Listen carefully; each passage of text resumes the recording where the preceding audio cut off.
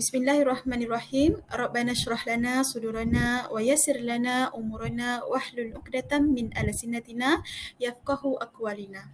Saya Siti Nur Saadah binti Tukiran daripada kelas PI 4 PDPP.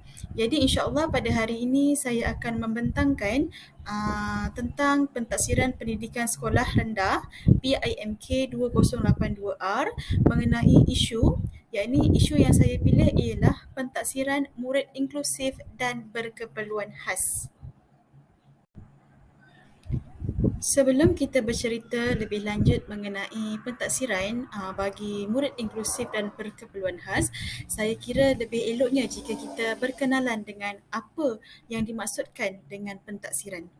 Pentafsiran ialah proses pengumpulan, menterjemah, merekod dan menggunakan maklumat mengenai respon pelajar terhadap tugasan pendidikan.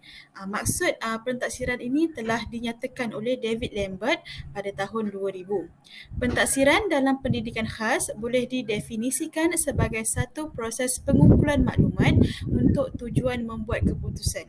Membuat keputusan di sini bermaksud membuat keputusan sama ada kebolehcapaian murid terhadap pembelajaran yang hendak diajarkan ataupun membuat keputusan untuk memberi pengkelasan kepada murid supaya mereka dapat belajar mengikut tahap mereka. Definisi membawa implikasi bahawa terdapat banyak keputusan yang penting perlu dibuat dalam pendidikan khas. Seperti yang saya nyatakan tadi, antara keputusan-keputusan yang kita peroleh akan menentukan sama ada tahap pelajar tersebut mampu ataupun tidak untuk menerima pelajaran dan pengajaran yang disampaikan oleh guru ataupun membuat keputusan untuk menentukan kelas pelajar tersebut mengikut keupayaan mereka. Seterusnya, kita akan lihat pula kepada definisi murid berkeperluan khas. Apa yang dimaksudkan dengan murid berkeperluan khas? Murid berkeperluan khas ialah murid yang mempunyai kecacatan penglihatan atau pendengaran atau masalah pembelajaran. Definisi ini telah dinyatakan di dalam Akta Pendidikan 1996 dalam Akta Murid Berkeperluan Khas. Warta Kerajaan Persekutuan melalui peraturan-peraturan pendidikan, murid berkeperluan khas ialah murid yang diperakukan pengamal perubatan, ahli optik, ahli audiologi atau ahli psikologi atau mana-mana yang berkenaan sama ada dalam perkhidmatan kerajaan atau swasta sebagai murid yang mempunyai masalah berikut. Antara masalah-masalah yang dihadapi oleh murid berkeperluan khas dapat dikategorikan kepada 6 kategori, iaitu yang pertama, murid yang mempunyai masalah penglihatan. Sama ada masalah tersebut terhad, maksudnya sama-sama tidak jelas, kabur, buta, sama ada buta sebelah mata atau kedua-duanya sekali. Masalah yang kedua ialah masalah pendengaran, sama ada kurang dengar atau pekak. Masalah yang ketiga, masalah pertuturan. Masalah pertuturan ini dapat dikelaskan kepada masalah sebutan iaitu pelat, kemudian gagap, masalah suara, peti suara tidak keluar ataupun masalah bahasa. Kategori yang keempat ialah masalah fizikal. Masalah fizikal dapat kita lihat sama ada murid tersebut mempunyai tubuh badan yang kerdil, kehilangan anggota ataupun bahagian badan ataupun kekurangan keupayaan untuk bergerak iaitu lumpuh. Untuk kategori yang kelima, masalah pembelajaran. Masalah pembelajaran ini ialah masalah disleksia, lembam, autism, sindrom Down. Ataupun yang keenam, mana-mana kombinasi yang di atas. Seterusnya, kita lihat pula apa yang dimaksudkan dengan inklusif. Inklusif bermaksud murid berkeperluan khas yang belajar bersama-sama dengan rakan tipikal yang lain di dalam bilik darjah yang sama dan diajar oleh guru biasa. Ini bermaksud inklusif adalah murid berkeperluan khas yang tidak bersekolah di sekolah yang khusus untuk murid berkeperluan khas. Mereka belajar di dalam kelas arus perdana ataupun aliran perdana bersama murid murid-murid yang normal serta diajar oleh guru aliran perdana. Murid MBK berpeluang menikmati segala kemudahan belajar, persekitaran normal dan kondusif seperti murid aliran perdana tanpa mengira status. Maksudnya di sini mereka mendapat hak yang sama rata dengan murid normal dalam aliran perdana seperti kemudahan penggunaan makmal komputer, um, uh, kemudahan uh, uh, bahan bantu pembelajaran yang terkini dan sebagainya. Seterusnya kita lihat pula apa sebenarnya tujuan pentaksiran. Okey, tujuan pentaksiran yang pertama adalah untuk memberi maklumat dan gambaran tentang tahap penguasaan murid dalam pelbagai kemahiran seperti membaca, menulis, mengira dan sebagainya. Pada saya, pentaksiran ini merupakan langkah pertama sebenarnya untuk guru mengesan sama ada murid tersebut berkebolehan ataupun tidak di dalam pembelajaran, khususnya di dalam proses permulaan awal seperti kebolehan membaca, menulis, mengira dan sebagainya. Jika murid tersebut melepasi ujian yang dinyatakan tadi, makanya murid tersebut tidak digelar sebagai murid berkeperluan khas. Tetapi jika murid tersebut tidak melepasi ujian-ujian awal, ujian-ujian asas seperti ujian membaca, mengenal huruf, mungkin guru dapat memberi satu penilaian awal bahawa murid tersebut mungkin murid yang berkeperluan khas serta memerlukan kepada latihan dan rawatan. Kemudian tujuan yang kedua ialah untuk mengesan punca dan masalah yang dihadapi oleh murid. Contohnya jika murid tidak dapat mengenal huruf, tidak dapat membaca, mengeja, guru dapat kesan apa sebenarnya yang menyebabkan murid tersebut tidak boleh mengenal huruf. Apa sebenarnya yang menyebabkan murid tersebut tidak boleh menyebut huruf dengan baik. Kemudian merangka intervensi yang sesuai. Intervensi menurut Hansen dan Lynch, intervensi ialah gabungan usaha pendidikan, maklumat tentang pemakanan, perkembangan, kemahiran motor, penjagaan diri, interaksi sosial dan sokongan keluarga yang dilaksanakan sejurus ketidakupayaan dikenal pasti. Menurut Kyle pada tahun 2001 pula mengatakan bahawa intervensi memberikan perkhidmatan rawatan, pemulihan, bimbingan dan khidmat nasihat kepada kanak-kanak dan juga ibu bapa sebaik sahaja sesuatu kecacatan dikesan atau dikenal pasti dialami oleh seorang kanak-kanak.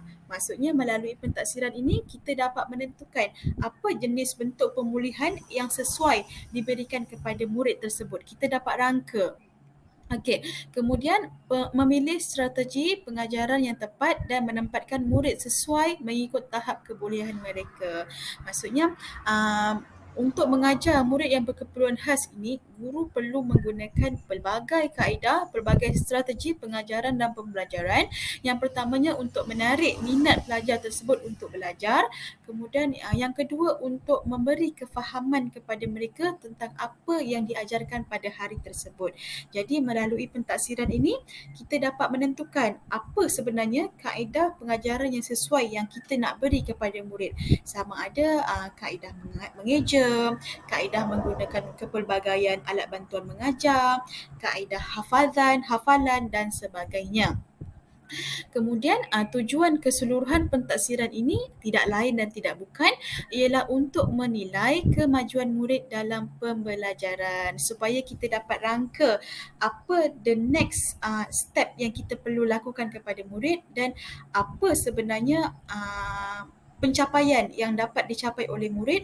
Adakah sebenarnya murid memahami apa yang diajarkan oleh guru ataupun guru tersebut tidak dapat menyampaikan pembelajaran dengan baik dan sebagainya. Ini sebenarnya adalah tujuan utama pentaksiran dilaksanakan di sekolah. Kita lihat pula kepada jenis pentaksiran untuk murid berkeperluan khas. Di sini terdapat 4 jenis pentaksiran. Yang pertama ialah kemahiran pembelajaran asas iaitu pengamatan. Pengamatan membawa maksud penaklukan, pandangan atau pentafsiran individu terhadap sesuatu maklumat yang diterima melalui deria. Oleh itu, pentaksiran pengamatan bertujuan untuk menilai setakat mana proses pembelajaran dipengaruhi oleh masalah menerima, mengurus, mengingat atau menyampaikan maklumat. Keterukan masalah dalam proses pembelajaran akan memberi kesan kepada keupayaan kanak-kanak semasa di dalam bilik darjah. Pentaksiran yang kedua ialah pentaksiran kemahiran sosial dan tingkah laku. Guru akan menilai bagaimana cara murid tersebut berhubungan ataupun berinteraksi bersama guru dan juga rakan-rakan. Adakah murid tersebut dapat mengawal tingkah laku mereka apabila berada di dalam kelas ataupun sebagainya. Pentaksiran yang ketiga ialah untuk menguji kemahiran bahasa mereka, sama ada mereka kemampuan untuk membaca, menulis ataupun lisan menyebut. Kemudian pentaksiran yang keempat ialah pentaksiran kemahiran matematik. Adakah murid tersebut berkemampuan untuk menyebut, mengira bilangan angka 1 hingga 10, menyelesaikan permasalahan, tambah, tolak, bahagi dan sebagainya. Seterusnya, mari kita lihat pula apakah isu ataupun cabaran yang berlaku di dalam pentaksiran murid inklusif dan berkeperluan khas. Di sini saya telah menyatakan 3 isu yang berada di dalam skop murid inklusif dan berkeperluan khas, yang mana isu ini melibatkan guru, murid dan juga ibu bapa. Okey, isu yang pertama yang saya akan bawa ialah isu guru, iaitu guru tidak mempunyai kemahiran dan kelayakan ikhtisas. Isu yang kedua yang saya akan kupas ialah isu pelajar, di mana pelajar tidak mempunyai asas pendidikan Islam, dan isu yang ketiga adalah isu yang berkaitan dengan ibu bapa, di mana ibu bapa menyerahkan sepenuhnya tugasan pengajaran dan pendidikan anak kepada guru. Baiklah, kita lihat kepada isu yang pertama, iaitu isu guru yang tidak mempunyai kemahiran dan kelayakan ikhtisas. Menurut Muhammad Hanafi, pada tahun 2016, terdapat guru aliran perdana yang mengajar di dalam kelas PPI, iaitu Program Pemulihan Integrasi, yang tidak mempunyai pengetahuan atau pengalaman pengendalian murid berkeperluan khas. PPKI adalah singkatan bagi Program Pendidikan Khas Integriti. Murid PPKI kebiasaannya belajar di sekolah aliran biasa, sekolah kebangsaan aliran perdana, tetapi mempunyai kelas sendiri dan kurikulum yang disediakan juga adalah kurikulum pendidikan khas. Namun guru yang mengajar kebarangkalian ataupun guru yang mengajar merupakan guru yang tidak mempunyai ikhtisas di dalam pendidikan khas. Hal ini menyebabkan guru kelas atau guru mata pelajaran menghadapi kesukaran untuk memahami keperluan MBK semasa PDP dilaksanakan di dalam kelas. Situasi ini akan menyukarkan proses pentaksiran MBK di dalam kelas PPI kerana jika guru tidak mempunyai ikhtisas, mereka agak sukar untuk memahami apa sebenarnya kehendak murid MBK tersebut. Apa sebenarnya kaedah yang perlu dilaksanakan semasa proses pengajaran dan pembelajaran, kerana kita tahu tahap murid normal dan murid MBK sangat berbeza. Tahap penerimaan mereka juga berbeza, tahap mereka melihat kepada sesuatu itu juga berbeza, tidak sama dengan murid yang normal. Jadi jika guru biasa yang mengajar murid PPI, mereka mengalami kesukaran yang sangat besar kerana bukan berada di dalam bidang mereka yang sebenar. Walaupun bidang guru tersebut adalah pendidikan, namun berbeza mengikut ikhtisas. Pendidikan Islam menggunakan kaedah yang lain, pendidikan khas menggunakan kaedah yang lain dan sebagainya. Hasil kajian mendapati 3 daripada 5 ataupun 60% guru aliran perdana tidak memperoleh pendedahan khusus berkaitan teknik dan kaedah dalam pendidikan khas. Hal ini dibuktikan dalam dapatan kajian Hasnah pada tahun 2010. Yang pertama, guru tidak menerima latihan yang komprehensif untuk mengenali ciri-ciri autism, mentaksir dan mengajar menggunakan strategi yang berkesan. Kita tahu murid autism ini luaran mereka nampak seperti murid yang normal, tetapi mereka memerlukan cara untuk menangani, untuk merangsang mereka di dalam pembelajaran. Ada pantang larang yang perlu dilaksanakan supaya mereka tidak bertindak secara agresif dan sebagainya. Yang kedua, dalam aspek latihan yang diterima semasa dalam perkhidmatan pula, mereka menyatakan bahawa kualitinya adalah sederhana.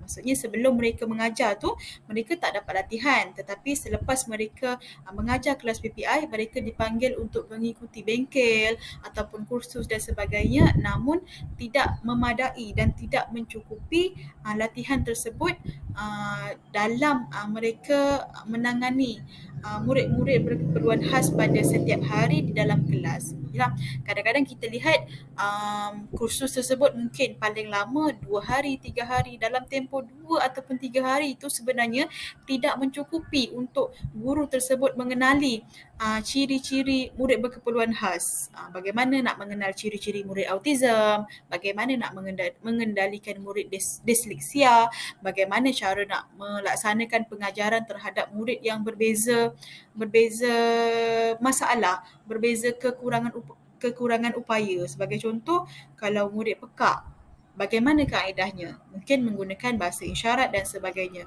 Kalau murid autism, kita tak guna bahasa isyarat tapi kita guna pendekatan yang lain seperti pendekatan bahan bantu mengajar yang berbentuk grafik dan sebagainya. Jadi kursus yang diberikan itu sebenarnya tidak memadai jika guru tersebut tidak mempunyai ikhtisas yang dipelajari bermula daripada sebelum mereka memasuki dunia pendidikan murid berkeperluan khas. Kesan jika guru yang bukan berada dalam bidang PPI mengajar murid berkeperluan khas ialah akan mewujudkan pelbagai penentangan kaedah pengajaran dalam proses PDP. Ini bermaksud berlaku penentangan di mana guru menyampaikan ilmu tetapi murid tidak memahami pengajaran yang disampaikan oleh guru. Jadi itulah bentuk penentangan yang diterima di antara guru dengan murid. Guru dan pelajar akan mengalami tekanan dan tidak mampu untuk menghasilkan PDP yang berkesan kerana murid tidak dapat memahami apa sebenarnya yang diajarkan oleh guru. Guru pula dia mengajarkan tetapi pengajaran yang diberi tidak dapat diterima sepenuhnya oleh para murid. Kesan yang lebih besar adalah sehingga guru memukul murid yang berkeperluan khas kerana tidak mampu memahami keperluan dan kemahuan murid ketika sesi pengajaran dan pembelajaran berjalan. Yang mana kesan ini membawa kepada masalah emosi di mana guru berasa stres. Mungkin dalam kelas murid tersebut terlampau aktif ataupun terlampau pasif ataupun pengajaran yang diterima pengajaran yang disampaikan tidak dapat diterima dengan baik, murid tidak memahami pembelajaran.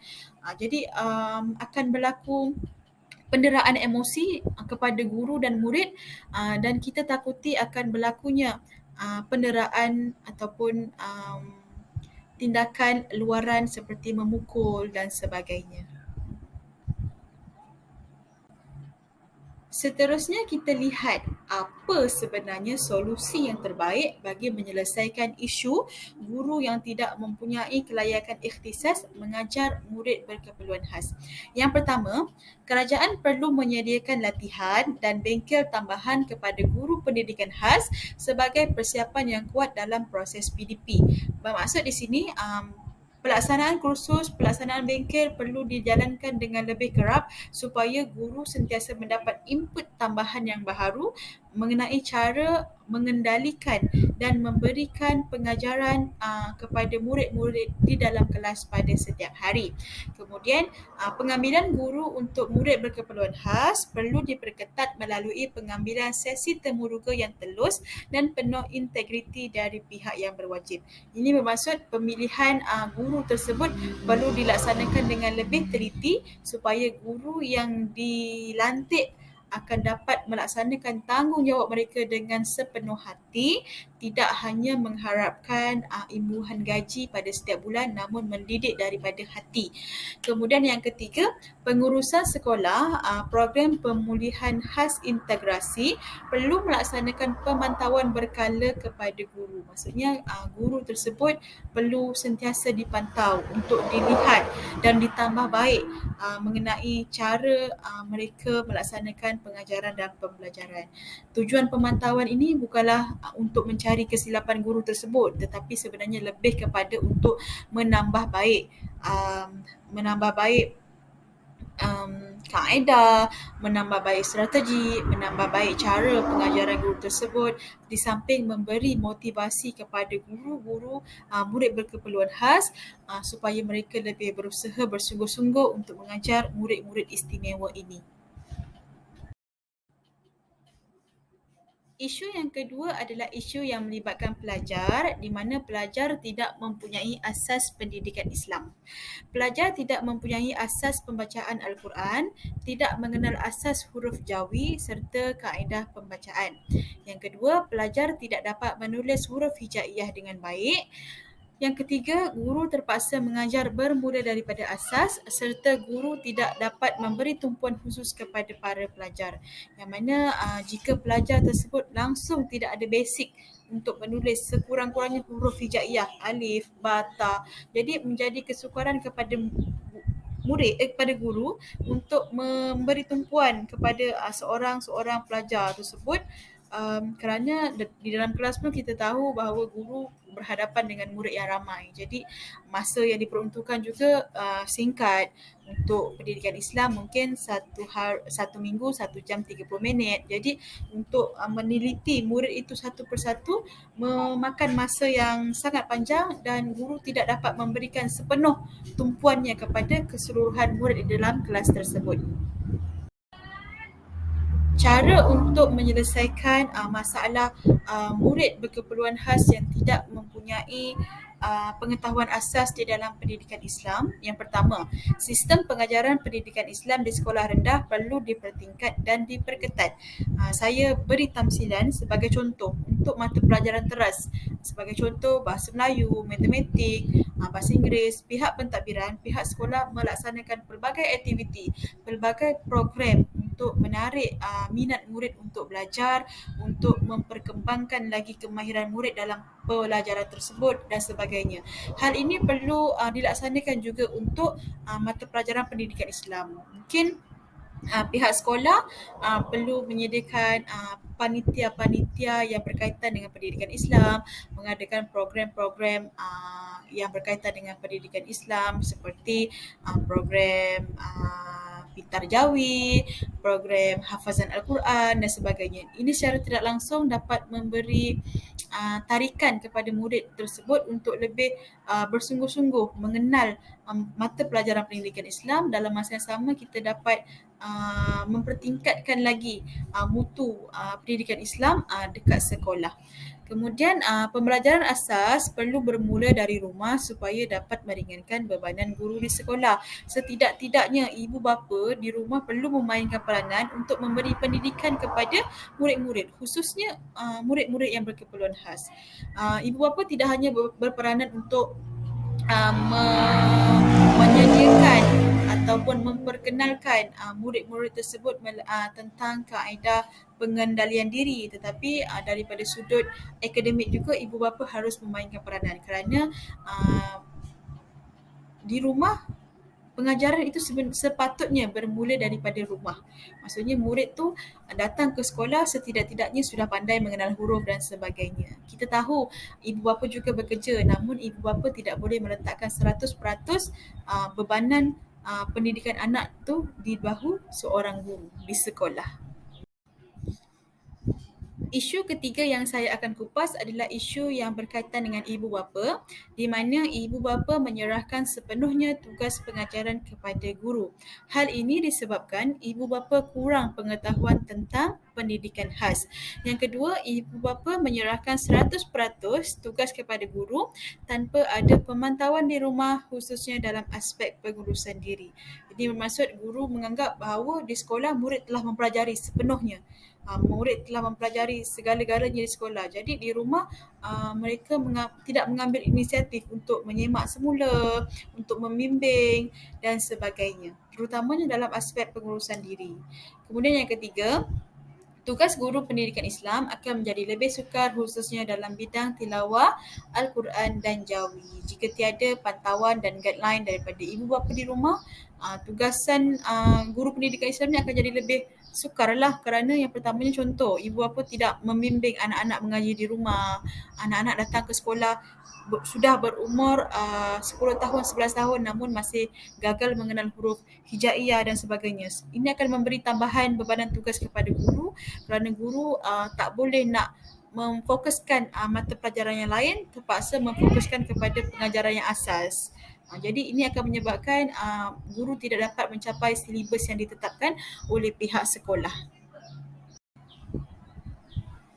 Untuk mengatasi masalah ini, yang pertama, ibu bapa merupakan role model dan pembakar semangat kepada anak-anak, khususnya yang berkeperluan khas. Maksudnya, tempoh waktu murid bersama guru dan tempoh waktu murid bersama ibu bapa, tempohnya adalah berbeza. Murid bersama ibu bapa, tempoh mereka lebih panjang. Jadi, sepatutnya ibu dan ayah menggunakan peluang tersebut untuk memberikan suri teladan kepada anak-anak. Sebagai contoh, menunjukkan cara makan dengan betul, adab-adab ketika makan dan meminta murid untuk mengaplikasikan pembelajaran yang dipelajari di sekolah dengan melaksanakan di rumah. Sebagai contoh, dekat sekolah belajar mengenai adab makan. Jadi, semasa makan, ibu bapa memberi galakan kepada anak-anak untuk mempraktikkan adab-adab makan tadi semasa makan bersama-sama dengan ibu dan ayah di rumah. Okey, kemudian yang kedua, pihak sekolah dan PIBG iaitu Persatuan Ibu Bapa dan Guru perlu mewujudkan satu program yang memberi kesedaran kepada ibu bapa dan penjaga tentang amanah Allah yang dikurniakan kepada mereka. Mentaliti ibu bapa ni kadang-kadang mereka tidak dapat menerima kenyataan bahawa anak mereka merupakan anak yang berkeperluan khas. Jadi di sinilah perlunya usaha daripada pihak sekolah untuk melaksanakan program yang dapat membina keyakinan kepada ibu bapa bahawa amanah yang mereka terima itu adalah sebaik-baik anugerah. Jadi ibu bapa akan melalui program ini, melalui usaha ini mungkin dapat membantu ibu bapa untuk membuka fikiran mereka supaya menerima kekurangan yang ada pada anak mereka serta tidak meletakkan 100% bebanan tugas mendidik anak-anak itu hanya kepada guru di sekolah. Namun mereka bersama-sama memainkan peranan untuk membimbing anak-anak di sekolah dan juga di rumah. Yang ketiga, ibu bapa sendiri perlu mengambil inisiatif dengan menyertai kursus khas mengenai cara memantapkan lagi kaedah pengajaran dan pembelajaran yang boleh dilakukan di rumah. Ini bermaksud ibu bapa mengambil inisiatif untuk mengikuti kursus bagaimana cara nak mengajar anak-anak yang berkeperluan khas. Jadi apabila anak-anak berada di sekolah, anak-anak diajar oleh guru, dan apabila berada di rumah, ibu bapa boleh melaksanakan pengukuhan kepada anak-anak supaya anak tersebut sentiasa ingat apa yang dipelajarinya semasa di sekolah. Jadi saya sudah menyatakan mengenai isu yang berkaitan dengan pentaksiran murid kelas inklusif dan juga murid berpendidikan khas, yang mana isu yang saya kupas tadi adalah isu mengenai guru yang tiada kelayakan ikhtisas, pelajar yang tidak mempunyai pengetahuan asas dalam bidang pendidikan Islam serta ibu bapa yang meletakkan sepenuh bebanan tugas ataupun sepenuh bebanan pengajaran kepada bahu guru. Jadi kesimpulan yang dapat saya rumuskan di sini adalah Peranan guru pendidikan Islam iaitu khususnya untuk pendidikan khas pada abad ke-21 sangat mencabar dalam membentuk murid berkeperluan khas yang seimbang dari segi rohani, jasmani, emosi dan intelektual. Kita kena yakin dan percaya bahawa walaupun mereka ini dalam kategori murid berkeperluan khas, namun mereka juga perlu mendapat hak dalam pendidikan. Mereka juga perlu mendapat kesempurnaan yang seimbang daripada segi rohani, jasmani, emosi dan intelektual mereka. Untuk membentuk aspek ini, guru pendidikan Islam perlu mempunyai pelbagai strategi, kaedah dan pendekatan yang sesuai mengikut kemampuan mereka supaya proses dan hasrat pengajaran dan pembelajaran itu dapat dilaksanakan dan dicapai selaras mengikut objektif yang hendak dicapai oleh guru, pihak sekolah dan juga para murid. Sekian daripada saya. Assalamualaikum warahmatullahi wabarakatuh.